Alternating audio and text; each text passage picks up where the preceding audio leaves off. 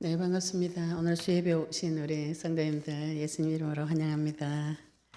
온라인, 오프라인으로 언약 붙잡고 기도하면서 또 하나님 앞에 오늘 금요 예배에 주님 앞에 갈급한 심령으로 오실 줄로 믿습니다. 오늘 저희들은 레위기서 5장 말씀 한 절 읽고 같이 말씀 보도록 하겠습니다.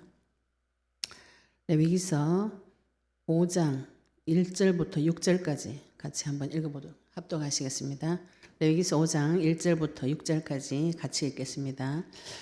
만일 누구든지 저주하는 소리를 듣고서도 증인이 되어 그가 본 것이나 알고 있는 것을 알리지 아니하면 그는 자기의 죄를 져야 할 것이요 그 허물이 그에게로 돌아갈 것이며 만일 누구든지 부정한 것들 곧 부정한 들짐승의 사체나 부정한 가축의 사체나 부정한 곤충의 사체를 만졌으면 부지중이라고 할지라도 그 몸이 더러워서 져서 허물이 있을 것이요 만일 부지 중에 어떤 사람의 부정에 닿았는데 그 사람의 부정이 어떠한 부정이든지 그것을 깨달았을 때에는 허물이 있을 것이요 만일 누구든지 입술로 맹세하여 악한 일이든지 선한 일이든지 하리라고 함부로 말하면 그 사람이 함부로 말하여 맹세한 것이 무엇이든지 그가 깨닫지 못하다가 그것을 깨닫게 되었을 때는 그 중 하나에 그에게 허물이 있을 것이니 이 중 하나에 허물이 있을 때는 아무 일에 잘못하였노라 자복하고 그 잘못으로 말미암아 여호와께 속죄제를 드리되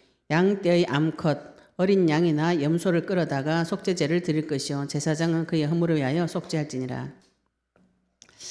네, 우리 지금 속죄제에 대해서 말씀을 보고 있습니다. 속죄제는 우리가 죄를 지었을 때 지금 우리가 앞부분에서 계속 레위기서 4장부터 5장 지금 13절까지 계속 속죄제에 대해서 말씀을 증가하고 계십니다. 제사장이 죄를 지었을 때 어떻게 속죄하는가 4장에 나와 있고요. 그 다음에 이스라엘 온 회중의 죄를 어떻게 해결하는가. 그 다음에 족장 12지파이기 때문에 지파의 우두머리들이 리더가 지도자가 죄를 범했을 때 어떻게 해결하는가. 또 평민이 죄를 범했을 때 어떻게 해결하는가. 오늘 5장에서는 또 평민 중에서도 좀 가난하고 굉장히 가난한 사람들이 죄를 어떻게 해결하는가 하나님께서 세밀하게 다 기록해 놓으셨어요.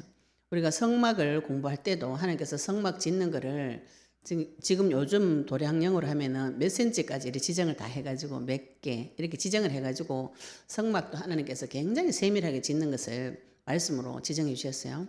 근데 이제 저희들이 이 제사 중에서 가장 중요한 제사가 속죄제입니다. 예수님께서 자기 자신을 속죄 제물로 드리셨댔어요. 자기 몸을 찢어서 대속물로 드리신 것이 이 바로 속죄제를 말하는 거거든요. 속죄제에 대해서 우리가 계속 말씀을 깊이 묵상하셔서 하나님 앞에 가서 예배 드릴 때 이 피를 가지고 오셔야 돼요. 피를. 우리가 아무리 하나님 앞에 예배 드려도 안 받는 예배가 있어요. 가서 몸만 데리고 앉아 있는다고 하나님 예배를 받는 것이 아닙니다. 하나님하고 내하고 통하는 것이 있어야 돼요. 혈루증 걸린 여인이 예수님한테 찾아갈 때 그 주변에 굉장히 많은 사람들이 있었어요. 많은 사람들이 있고 또 심지어는 제자들이 호의를 하고 이런데 혈루증 걸린 여인은 그거를 막 해치고 들어간 것이에요. 그 여자는 그 당시 관습법으로 유출병이 있었기 때문에 그 회중에 들어갈 수 없습니다. 들키면은 그 여자 돌 맞아 죽어야 돼요. 뭐 이래 주거나 저래 주거나 그 여자는 무슨 믿음이 있었는가? 예수님을 만나면 나 이 병이 나을 것이다. 내가 구원받을 것이다. 그 믿음이 있어서 해치고 들어가가지고 예수님 옷자락 잡았는데 이상한 그 성경 보시면 이상하게 뭐라고 해놓으셨냐면 예수님하고 그 여자 둘만 알아요. 둘만. 이상하죠. 그죠? 예수님도 자기 몸에서 능력이 빠져나간 것을 아셨고 그 여자는 혈루증의 근원이 말랐다는 것을 알았다 그랬어요. 어떻게 알았을까요? 이걸 우리가 하나님 앞에서 이런 응답을 받아오셔야 됩니다. 하나님하고 나하고만 아는 비밀이 있어야 돼요.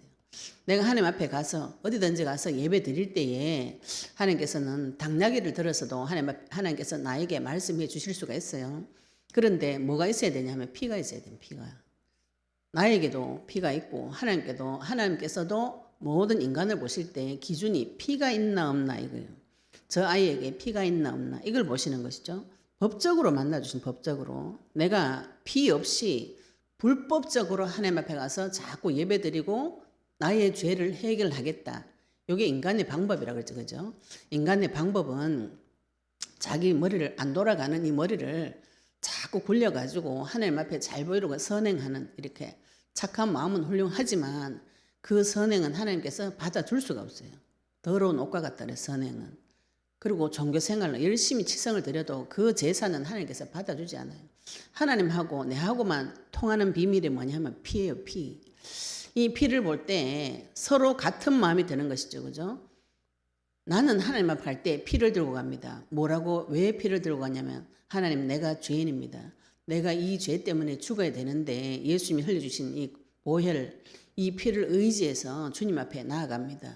이런 겸손한 마음과 자복하는 마음과 하나님을 경외하는 마음과 갈 수 없는 자가 하나님 앞에 갈 수 있는 그 길을 열어주시는 것에 대한 감사함으로 하나님 앞에 나아가는 것이죠. 하나님도 하늘에 계시면서 모든 인생을 굽어 살피시면서 누가 이 지각이 있어서 피를 들고 나에게 오는가, 누가 하나님을 찾는가. 이 예배 자리에 하나님께서 임재하셔서 이 예배에 하나님께서 받으시는 예배가 무엇인가요?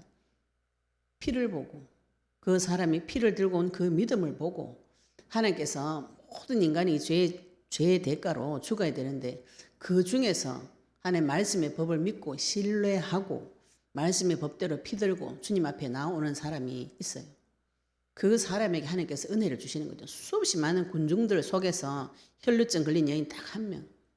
그 여자하고 그리스도 예수님하고 마음이 통하고 믿음이 통하고 능력이 통해가지고 둘 다 알았던 거였어요. 우리가 이 땅에 많은 사람들이 있습니다. 우리가 교회 생활도 많은 사람들이 있고 또 예배도 많은 데 가서 예배 드리지만 피를 들고 있어요. 피를. 피는 고통이면서도 죽음이면서도 환희죠. 그죠? 내가 피를 볼 때 고통스러워요. 우리 할례 받을 때 살같이 찢어지면 굉장히 고통스럽죠. 우리에게 지금 오는 고통은, 피 흘리는 고통은 할례 받는 정도 고통이 옵니다.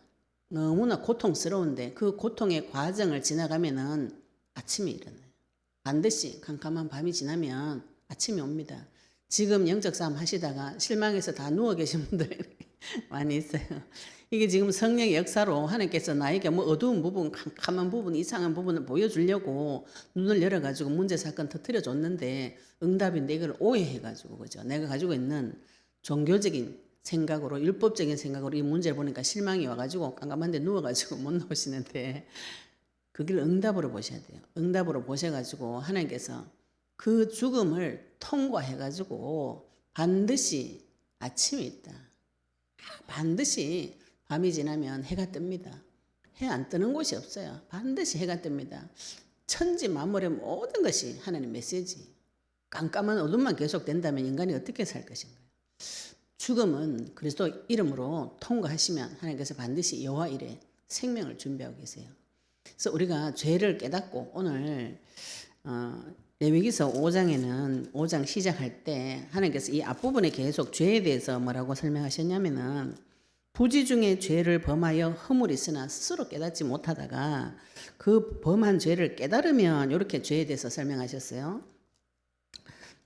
회중에게도 그리고 족장에게도 죄를 부지 중에 범한 죄를 허물이 있었는데 그가 범한 죄를 23절에 보시면 누가 그에게 깨우쳐 주면 하나님께서 우리를 얼마나 이쁘게 귀하게 보시느냐 하면은 부지 중에 죄를 짓는다는 걸 아시고 계세요. 그런데 우리는 자꾸 속에 무슨 생각이 들어오냐면은 내가 죄를 스스로 지었다. 내가 죄를 지었다. 자꾸 이렇게 누군가가 생각으로 저주를 합니다.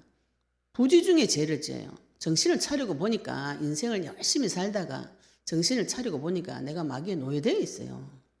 노예되어 있다는 것을 발견하는 것이 기도 응답의 시작이고 성령 역사의 시작이에요. 우리는 노예되어 있는 거 발견하면 다 절망해가 절망해가 누워버리는 거예요. 하나님의 역사의 시작입니다. 모든 사람들은 자기가 노예되어 있는지 어디에 노예되어 있는지 몰라요. 잘 살고 있는 줄 압니다.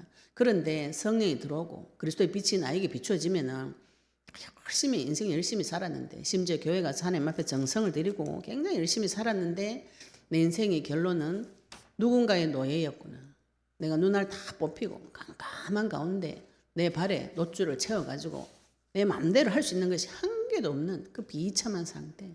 심지어는 하나님의 자녀인데 우리 아버지가 왕인데 세상 왕에게 경배하고 절하고 천하 만국의 영광을 바라보면서 저것이 내가 가야 될 곳이구나. 헛꿈을 꾸고 헛소망을 가지고 살다가 인생이 허망해져 버리는 그런 비참한 상태에 있을 때 하나님께서 오셔서 그 문제는 내가 해결해 줄게.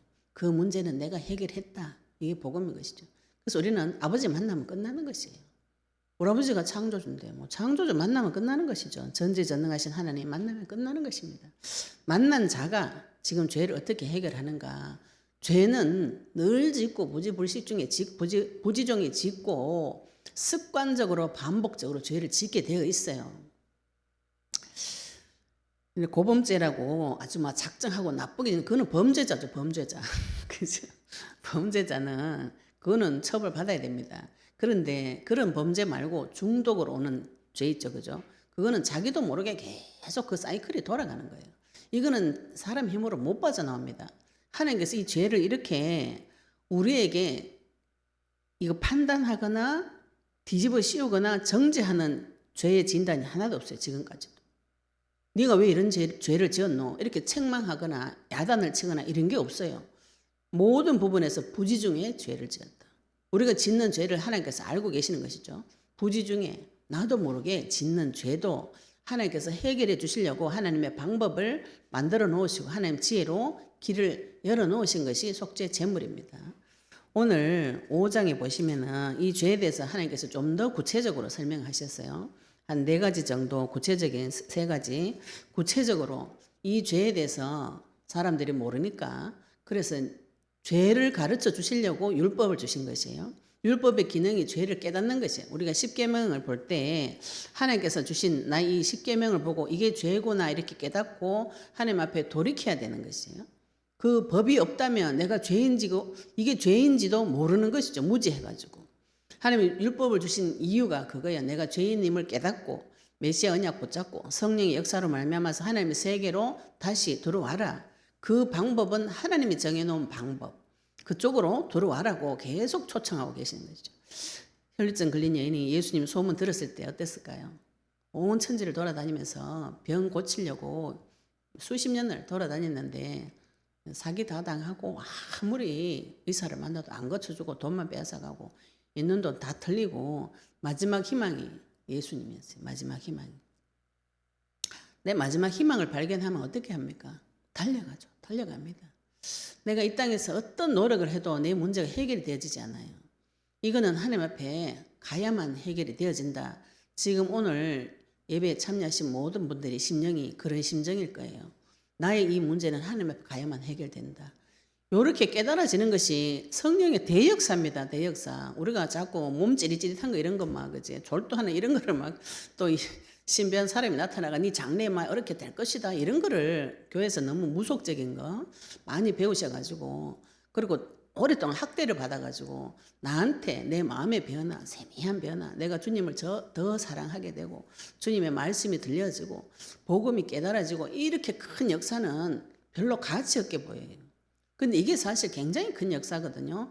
나를 찾고 내 생각을 찾고 내가 하나님 앞에 가서 죄를 지어도 하나님께서 그 죄를 해결해 놓는 속죄 제사를 하나님 방법으로 세밀하게 설명해 놨어요. 놀라운 사실인 거죠. 죄를 해결할 수 있는 길이 있다는 것이. 이 땅에 어떤 종교도 죄 해결하는 길을 안 가르쳐 줍니다. 죄 해결하는 길을 가르쳐 주는 것이 고행이에요. 고행. 인도에 가면 많은 사람들이 길에서 고행하죠. 왜 그런가요? 괴로워서 그래요. 괴로워서. 스님들이 절에 가서 자기 오욕 칠정 다 끊어내려고 굉장히 고행을 합니다. 고행. 그 번뇌 없애려고. 다른 모든 종교도 다 그거예요. 자기 번뇌를 해결하려고. 인간의 생로병사의 그 깊은 비밀을 깨달으려고 사람들은 막 고행을 합니다. 돌을 닦는 사람들이 소원이 뭐냐 하면은 내일 죽어도 좋으니 돌을 깨달으면 좋겠다. 이렇게 말해요. 그래서 사람 속에 뭐가 들었냐 깊은 나의 죄의 이 가장 깊은 부분 인생의 깊은 고통 이게 어디서 왔는고 이거 깨달으면은 돌을 닦는 사람들은 내일 죽어도 좋다. 이런 거 가지고 돌을 닦아요. 돌 닦는 사람들이. 교회 와가지고 우리가 지금 하나님을 그 정도 심정으로라도 찾으시면은 진짜 이거는 대박 터지는 것이에요. 지금 이 메시지를 들으시고 그리스도 언약의 말씀 붙잡고 계속 기도하시면은 모든 것이 회복이 되어집니다. 그리스도 안에 모든 지혜와 지식과 보화를 하나님께서 감추어 두었다 그랬어요. 세상 사람들이 빼앗아가지 못하도록 힘있고 권세 있는 자들이 나타나가지고 다 빼앗아가고 능력 있고 똑똑한 놈들이 다 빼앗아가지 못하도록 아주 가치 없게 보이는 이제 전혀 표시 안 나는 능력 있는 사람한테는 이 그리스도가 가치 없게 보여요. 뭐주 이름 부른다고 되노? 열심히 노력해야죠. 이렇게. 근데 열심히 끝까지 노력해 보신 분들은 알아요. 아무리 노력해도 인간의 문제 해결 안 된다는 거. 보고 깨달은 것이 성령의 역사입니다. 나를 발견하는 하나님 음성이 들리는 이 말씀이 내 귀에 들리는 이게 굉장히 큰 역사의 시작이에요. 오늘 하나님께서 레위기서 5장부터 5장 1절부터 5절까지 6절까지는 죄에 대해서 또 하나님께서 세밀하게 설명해 주십니다.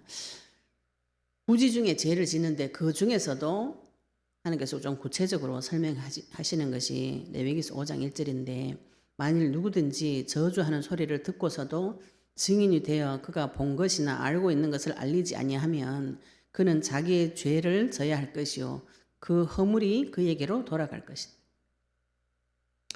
우리나라는 그렇지 않은데 미국 영화 같은 데 보면은요 재판장에 가가지고 증인들이 선서할 때 성경책 놓고 선서합니다. 거짓을 말하지 않겠다고. 그리고 위증하면 처벌을 받겠다. 이렇게 자백을 해요. 이게 지금 위증죄에 관계된 것이에요.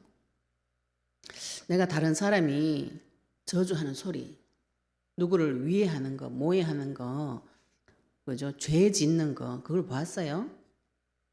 듣고서도 증인이 되어서 그가 본 것이나 알고 있는 것을 알리지 아니하면, 내가 예를 들어서 누군가 도둑질하는 걸 봤어요. 도둑질하는 걸 봤는데 그 도둑질 당한 사람한테 말해주지 않는 것이 죄라는 거지. 그리고 하나님의 말씀에도 신명기서 17장 6절에는 사람을 심판할 때 살인죄 지은 자를 심판할 때 증인 한 명으로는 죽이지 마라 그래요. 두세 명의 증인을 받아가지고 이 사람이 진짜 죽을 죄가 맞다는 것을 증인이 두세 명 있어야 죽입니다. 하나님께서 말씀의 법으로 정해놨어요. 그런데 이 사람이 거짓 증언해가 저 사람이 죄인이다 이렇게 증언하면은 나중에 이게 들켰을 때 그 허물을 얘가 받아라 이거거든요. 지금도 우리나라에 위증죄 있어요. 위증죄가 모든 나라에 다 있습니다. 법적으로 위증죄는 지금 법적으로 처벌받게 돼 있어요. 헌법에도. 성경에 분명히 저주하는 소리 또 잠언서 29장 24절을 요건 한번 어떤 내용인지 좀 구체적으로 설명한 부분이라서 한번 보도록 하겠습니다. 잠언서 29장 24절. 네, 잠언서 29장 24절. 이게 어떤 경우에 해당하는지 저주하는 소리라는 것이 어떤 것인지 잠언서 29장 24절 찾아보도록 하겠습니다. 잠언서 29장 24절 보시면은 도둑과 짝하는 자는 자기의 영혼을 미워하는 자라 그는 저주를 들어도 진술하지 아니하느니라. 저주하는 소리를 듣고서도 요거를 도둑과 짝하는 자 이렇게 표현하고 있어요. 도둑질 하는데 한 사람이 적극적으로 도둑질하고 이 사람은 망을 봐줬다. 망이 아니라 그냥 옆에서 보고 그냥 눈 감은 것도 그 죄가 나한테 돌아온다. 이 허물이 나한테 돌아온다는 거예요. 우리가 복음을 전할 때에 그죠? 저 사람이 죽은 가운데 빠져가지고 막 물에 빠져가지고 허우적댈 때 그 그냥 보고 지나가는 사람 뭐예요? 살인죄죠. 그거는 살인죄. 그죠? 물에 빠져가지고 막 허우적대는데 밧줄 안 던져주고 지나가는 건 뭡니까? 그거는 살인죄죠. 이거는 위증죄보다 더 심한 죄예요.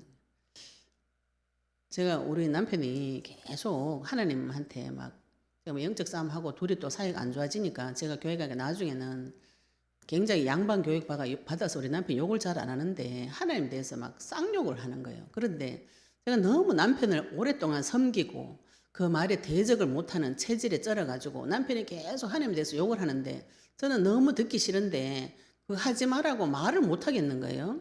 말하면 또 막 던지고 막 이렇게 더 화를 낼 것 같은 생각이 저한테 있어서 그래서 이게 너무 고민이 돼서 하나님한테 물어봤어요. 하나님한테 물어봤는데 남편이 짓는 모든 죄를 제가 허용하고 심지어는 도와주고 그게 나의 죄인 것이죠. 다른 사람이 짓는 죄를 허용하고 도와주고 같은 도둑놈인 것이죠. 남편이 내가 사랑하는 사람이 하나님 앞에 계속 욕을 하고 쌍욕을 하고 그러면 그 사람 어떻게 되나요? 저주받죠, 그죠? 저주받아 죽는 길로 가는데 제가 가만히 서서 보고 입을 꼭 다물고 안 가르쳐주고 있는 것은 무엇이냐? 제가 죄 짓는 것을 도와줬다. 하나님께서 저한테 그렇게 깨닫게 하셨어요. 그 외에도 다른 많은 것을. 남편이 죄 짓는 것을 이야기해가지고 돌이키도록 해주는 것이 전도자의 사명이에요. 에스겔서에 보시면, 에스겔서 3장에 보시면은 복음을 전했는데 내 주변에 있는 사람 복음 못 받고 죽으면 그 핏값 니한테 찬다 이렇게 말씀하세요. 하나님께서. 무서운 소리죠. 복음 안 전하면은 그 핏값 니한테 찾는다. 어떤 분은 이 말씀에 붙잡혀가지고 막 전도지를 막 계속 뿌려 좀 연세가 들어가지고 복음 받으니까 자기는 말도 딸리고 막 이 복음 전하려 하니까 말이 딸리고 나이도 많고 이러니까 어떻게 이 갈급한 심령에 이 핏값을 니한테 찾는다 이 말씀이 들어오니까 너무 갈급해가지고 전도지 들고 매일 나가는 거예요. 매일 나가 막 계속 뿌려요. 어찌됐든지 한 사람 구원받게 하려고 말씀이 내한테 들어가면 그런 일이 벌어집니다. 그래서 제가 하나님 앞에 계속 물어보면서 이걸 그럼 어떻게 해결해야 되나 어떻게? 하나님께서 나에게 그걸 다 깨닫게 해주셨어요. 어떻게 해결해야 되나요? 실제로 해결될 때까지 도전하셔야 됩니다. 그래서 제가 기도하다가 남편한테 아침에 또 막 밥 먹으면서 막 쌍욕을 하길래 제가 대놓고 이야기했어요. 네가 뭐 때문에 하나님한테 그렇게 욕을 하냐. 당신이 사람한테도 그런 욕을 안 하잖아. 그렇잖아요. 그죠? 우리 신랑이 어디 나와가지고 남한테 쌍욕하는 사람이 아니에요. 양반 교육 오래 받고 또 직업이 그렇다 보니까. 그런데 왜 당신은 하나님한테 그런 쌍욕을 하냐. 근데 지옥 간다. 이렇게 대놓고 한번 딱 이야기했어요. 정색하면서. 근데 제가 심정이 그죠? 너무 종로로 타는 심정이 되고 너무 낮은 자리에 가가지고 다른 사람을 섬기면 저 사람이 언젠가는 나를 알아줄 것이다 해서 특히 남자 어른, 아버지, 가부장적인 사상에서 컸기 때문에 남자를 섬기는 게 자동으로 들어와가지고 그것을 섬기다가 그 얘기를 하나님 앞에 기도하고 도전한 거죠. 그런 욕 하지 마라. 왜 하나님한테 그런 욕을 하냐. 사람한테도 안 한다. 당신이 하나님 안 보인다고 해서 없는 게 아니야. 자기가 안 믿어도 없는 게 아니야. 하나님 계신데 당신이 욕을 하면 그 욕이 니한테 저주로 들어간다 이 얘기를 했어요. 하고 나니 그 남편 우리 신랑이 다시는 쌍욕 안 하더라고요. 제 말 한마디 하면 되는 거를 우리가 이거를 많은 분들이 지금 이제 영적 싸움은 언제까지 해야 되나요? 이제 그래가 제가 정세가 괜찮아져서 이렇게 하시는데 정세가 괜찮아지거나 이 문제를 치우는 데 목적을 두시면 자꾸 실망이 들어와요. 우리가 지금 하고자 하는 것은 빛을 비추는 것을 말해요. 빛을. 영적 싸움이라는 것은 내 마음속에 그리스도의 빛을 비추는 것을 말합니다. 그리스도의 빛을 비추어 보시면은 이거는 정리를 하셔야 돼요. 비추면. 정리하셔야 되는데 빛만 비추고 말아요. 그래가지고 그 문제가 나중에 반복이 되면 실망을 자꾸 하시는데 빛을 비추어가지고 그거는 정리하셔야 돼요. 더러운 거는 꺼내고, 그죠? 지저분한 거는 정리를 하고 이게 회개고 자복이 뒤에 나오는데 정리하셔야 되죠. 죄를 어떻게 처리하는가. 증인이 되어서 그가 본 것이나 알고 있는 것을 알리지 아니하면 자기의 죄를 져야 할 것이요 허물이 그에게로 돌아갈 것이다. 우리가 세상 사람들이 짓는 죄를 바라볼 때 무슨 눈으로 바라보셔야 되나요? 그 사람에게 그 죄의 대가로 너는 반드시 죽고 네 후손도 죽고 3, 4대가 망하고 그 길은 하나님 만나지 않고는 해결이 되지 않아. 이 얘기를 반드시 해주셔야 됩니다. 안 해주면 그건 하나님께서 핏값 누구한테 찾아요? 나한테서 찾아요. 그 허물이 이 사람의 허물이 나의 허물 되는 것이에요. 이 말씀을 붙잡고 기도하시면 우리가 그냥 내가 도덕적으로 잘못한 거 이게 죄다. 영혼 구원에 대한 책임을 내한테 줘놨는데 그 책임을 안 감당하면 그 영혼 어디로 가는 거예요? 지옥 갑니다. 그래서 하나님이 핏값을 니한테 찾겠다 이렇게 하는 것이죠. 그 일을 할 때 영혼 구원하는 일 그거 할 때 하나님께서 모든 것을 주시겠다. 이게 전도자에 주신 거죠. 하나님 축복인 것이죠. 하나님과 함께 연합한 자가 하나님과 동행하면서 무엇을 하는가? 영혼 구원이죠. 하나님께서 인간 사랑, 하나님 사랑 하나님 사랑 되어진 자는 인간 사랑 되어집니다. 위증하는 거, 죄를 허용해주고 죄 짓는 자에게 말 안 해주는 거, 적극적으로 죄를 짓진 않았지만 소극적인 이 죄도 죄라는 것은 하나님께서 허물을 나에게 찾겠다 이렇게 말씀하시고요. 2절에 보시면 만일 누구든지 부정한 것들, 곧 부정한 들짐승의 사체 이런 거는 이 당시에는 이제 이 과학적인 이런 개념이 좀 발달이 안 되어져 있기 때문에 전염병, 돌림병이 많았어요. 그런데 이 전염병, 돌림병 해결하는 방법이 뭐였냐면 손 씻는 것이었어요. 그래서 우리나라 민족은 좀 깨끗한 편에 속한다 하더라고요. 유럽이나 이런 데 사실은 복음이 거기서 왔기 때문에 유럽이 굉장히 문명인이라고 생각하시는데 손 안 씻고 화장실 아무 데도 없고 막 굉장히 더러워서 흑사병이나 돌림병이 굉장히 많이 돌아서 흑사병 돌고 난 후에 이 병을 처리하는 방법 손 씻는 것이에요. 손 씻는 거. 손을 안 씻고 막 이렇게 돌아다니는 병이 쫙 도는 건데 근데 유대인들은 율법서에서 계속 손을 씻어라 이런 거를 자꾸 해요. 그리고 부정한 거만 이거 동물 사체 만지면 어떻게 되나요? 균이 있잖아요. 지금 과학적으로 생각하시면 균이 있어요. 덜은 바이러스가 있는 것을 손으로 만져가지고 해중에 들어오면 어떻게 됩니까? 전염병이 도는 것이요. 그리고 약도 제대로 없고 의사도 제대로 없기 때문에 전염병 한 번 돌면 싹 다 죽는 거예요. 그래서 하나님께서 부정한 거 만지지 마라. 실질적으로 바이러스가 돌기 때문에 부정한 사체 이런 거 만지지 말라는 것이죠. 전염병 돌까 봐. 그리고 3절에는 다른 사람이 어떤가 부정한 거 닿았는데 그게 어떠한 부정이든지 그것을 깨달았을 때는 허물이다. 사체를 만졌는데 부지중일 할지라도 그 몸이 더러워져서 허물이 있을 것이다. 이 두 가지. 부정한 사체를 만져서 내한테 다른 사람을 병을 옮길 수 있는 그 하나님께서 금한 것을 한 거. 그게 근데 부지중에 해도 이게 내한테 허물이 되고 다른 사람이 그걸 만졌는데 내가 또 이 사람을 만졌어요. 이것도 허물이 된다는 거죠. 그게 죄가 됩니다. 왜 죄가 되나요? 나 때문에 전염병 도올 수 있잖아요. 그죠? 이 공동체 생활이 위험이 올 수가 있는 것이에요. 이게 죄다. 이게 허물이다. 그리고 4절에는 만일 누구든지 입술로 맹세하여 악한 일이든지 선한 일이든지 하리라고 함부로 말하면 그 사람이 함부로 말하여 맹세한 것이 무엇이든지 그가 깨닫지 못하다가 그것을 깨닫게 되었을 때는 그중 하나에 그에게 허물이 있을 것이다. 민수기서 30장에 보시면 하나님께서 서원하지 마라, 맹세하지 마라 이런 말씀하세요. 우리가 하나님 앞에 서원해가지고 있죠, 그죠? 맹세 막 합니다. 이 사람이 이제 마귀 닮아 교만하다 보니까 하나님 앞에 와가지고도 계속 거짓말을 자기도 모르게. 제가 그랬어요. 헛새가 우리 조카들 모아놓고 제가 가가지고 괜히 네 너가 옷 하나씩 다 사줄게 주소 다 불러라 막 이래가지고 안 사줘. 집에 가 까마버려. 또 제가 우리 교회 다른 교회 목사님 다른 교회 차를 타고 제가 그 교회 차를 얻어 타고 훈련을 갈 때였어요. 집회를 가는 게 가는데 목사님이 길을 헷갈려가지고 막 이렇게 헤매시더라고요. 근데 제가 볼 때는 제가 길을 아는 줄 알았어요.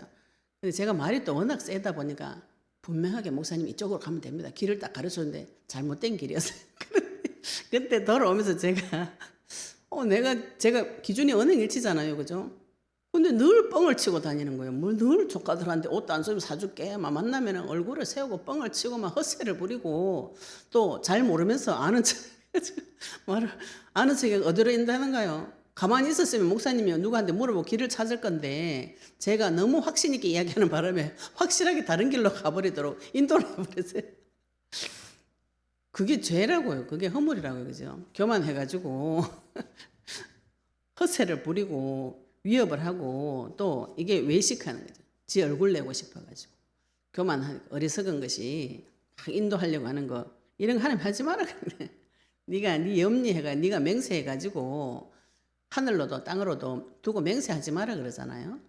네가 맹세해가지고 네 뭘 할 수 있는 게 뭐가 있노? 네가 할 수 있는 게 사람이 헐기를 아무것도 못하는데 어디가 내 맹세하고 큰 소리 치고 뻥치고 막 거짓말 이렇게 그거 하지 말라는 거죠. 그런데 이거를 부지중에 하다가 그것을 깨닫게 되었을 때겠죠, 그죠? 깨닫게 되었을 때 그 중 하나에 그에게 허물이 있을 것이다.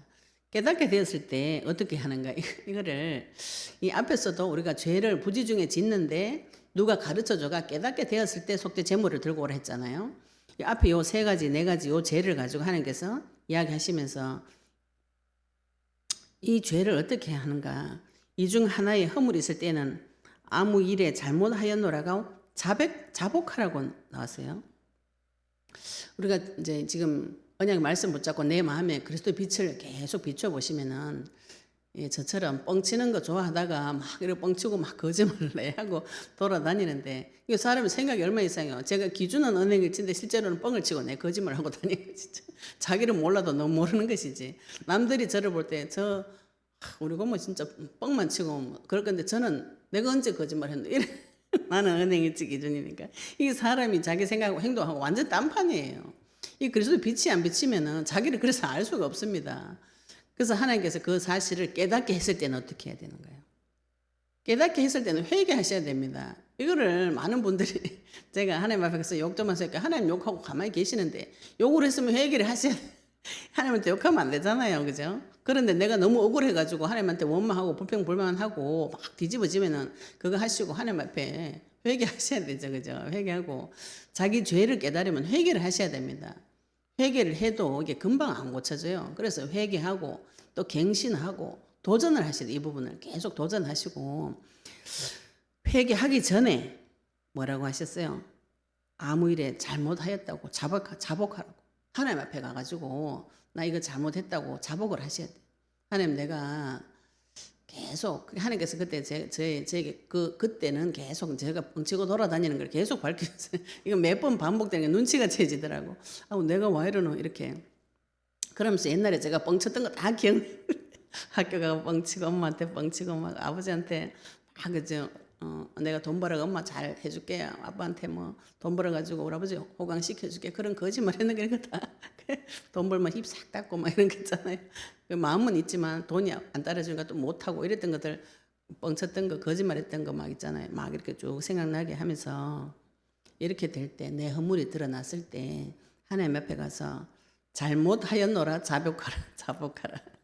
요한일서 1장 9절에 동일한 말씀이 있습니다. 한번 찾아볼게요. 요한일서 1장 9절에 말씀 보도록 하겠습니다. 요한일서 1장 9절에 우리 언약기도 이 내용이 있죠. 그죠? 요한일서 1장 9절에 만일 우리가 우리 죄를 자백하면 하나님께서 나에게 죄를 가르쳐 주셨을 때 그 죄를 자백하면 그는 미쁘시고 의로우사 우리 죄를 사하시며 우리를 모든 불의에서 깨끗하게 하실 것이요. 왜냐하면 그분은 창조주이기 때문에 우리가 지은 모든 죄는 하나님 앞에 지은 죄예요. 그러면 하나님 앞에 가서 잘못했습니다 이렇게 말하면 하나님께서 용서해 주겠다. 그 용서한 표징이 피입니다. 피. 이미 용서해 놨다. 그 피를 들고 내 앞에 나오기만 해라. 이건 것이죠. 우리를 모든 불의에서 깨끗하게 하실 것이요. 만일 우리가 범죄하지 아니하였다 하면 하나님을 거짓말하는 이로 만든다. 나는 범죄한 게 없어요. 그러면 하나님 피 흘린 게 거짓말 되는 것이죠. 그죠? 그래서 내 죄를 깨닫고 하나님 앞에 자복하고 가서 하나님 앞에 주시는 그 마음과 생각을 받아오셔야 됩니다. 하나님이 거짓말 하나요? 내가 거짓말 하나요? 하나님 거짓말 안 하시죠. 그죠? 내가 거짓말 하는 것이죠. 내가 죄를 깨닫지 못했기 때문에 하나님 앞에 못 가는 것이죠. 순서를 잘 생각하셔야 됩니다. 내가 회개를 안 해가지고 구원을 못 받는 것이 아니에요. 이거 지금 구원 받은 자가 부지 중에 계속 죄를 짓다가 하나님께서 죄를 깨닫게 해줘요. 깨닫게 해주는 자는 가서 자복하고 자백해서 하나님께서 나의 그 죄를 해결해 놓은 것을 확인하셔야 돼요. 그 죄를 내가 없애주겠다. 그 죄를 내가 십자가에서 없앴다.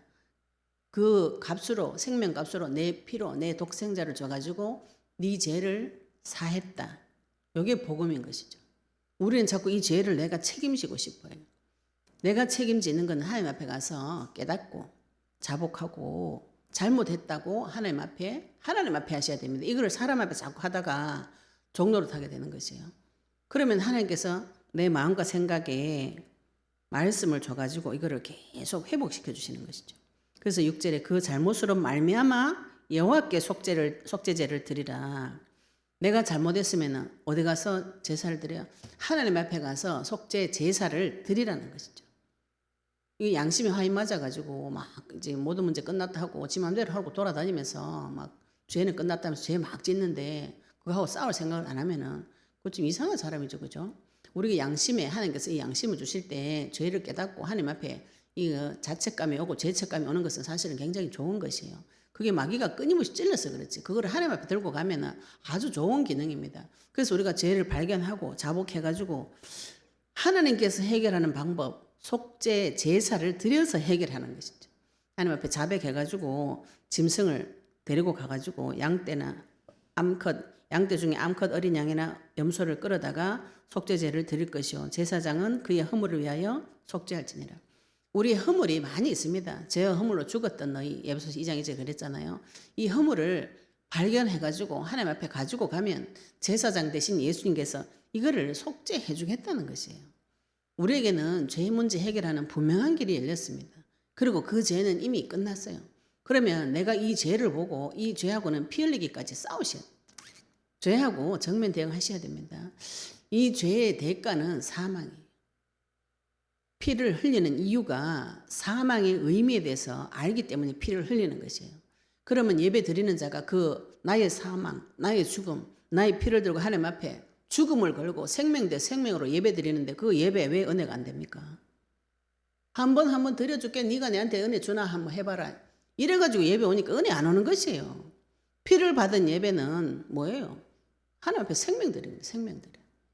내가 죽어야 되는데 내 대신 죽어주신 그 피의 가치를 들고 오는 자 하나님께서 그 영혼을 볼 때 그 피의 값으로 그대로 갚아주시는 것이죠. 왜 말씀이 안 들립니까? 죄가 안 깨달아져서 그렇죠. 그죠? 너 죄인 아닌데 뭐 나는 잘 살고 있는데 열심히 잘 살고 있는데 내 마음만 살아라. 이렇게 그런 교만한 마음이 올라오면 말씀 안 받아져요. 말씀이 언제 받아지는가요? 죽을 같이 갈급하고 가난하고 내 마음이 논바닥같이 쫙쫙 갈라져가지고 물이 없어서 죽을 것 같은 이런 갈급한 심령이 올 때 귀에서 말씀이 들려. 그리스도가 들리고 이 문제가 해결이 되어졌다. 이게 복음이구나. 그 내 문제 해결해 주신 그분이 창조주 내 하나님 전지전능하신 분이구나. 믿을 만한 분이구나. 그지? 이게 믿음으로 계속 찾아오면서 더 큰 은혜 속으로 들어가게 됩니다. 복음을 계속 들으시면 피 언약을 계속 들으시면은 내 문제가 끝났구나. 나는 이 죄하고 이제 싸워야 돼. 악한 죄하고 그 죄에 있는 마귀하고 싸워야 되겠다. 하나님이 내 편을 들어가지고 생명 준비하고 피 들고 오는 자에게 하나님께서 여호와 이래 생명 준비해가지고 기다리고 계시는 거죠.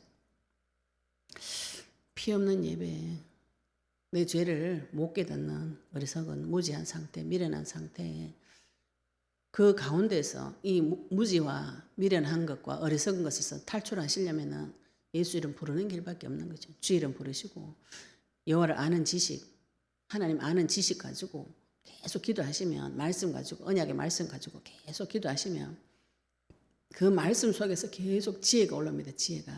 지혜가 올라오고 명철이 생기고 분별이 되어지고 내 입에 하나님 말씀이 칼이 나가서 죽어가는 자 보고 가만히 있는 그런 악한 사람 말고 그 죽어가는 영혼에게 때를 얻든지 못 얻든지 그리스도 복음의 말씀을 선포해가지고 같이 살아가지고 같이 하나님 앞에 가서 또 피 가진 예배 같이 들어가지고 하나님께서 기뻐하는 그 자리에 데리고 오는 것이 성도의 사명이에요.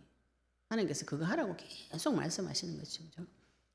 속죄제의 의미에 대해서 깊이 기도를 해보시고요. 오늘 제가 이제 6절까지밖에 못하겠네요. 뒤에는 이제 돈 없는 사람들도 하나님께서 우리가 이거 지금 저희들이 이제 제자 훈련 세미나 할 때 이 부분에 참 고민을 많이 했어요. 돈을 받아야 되나 안 받아야 되나.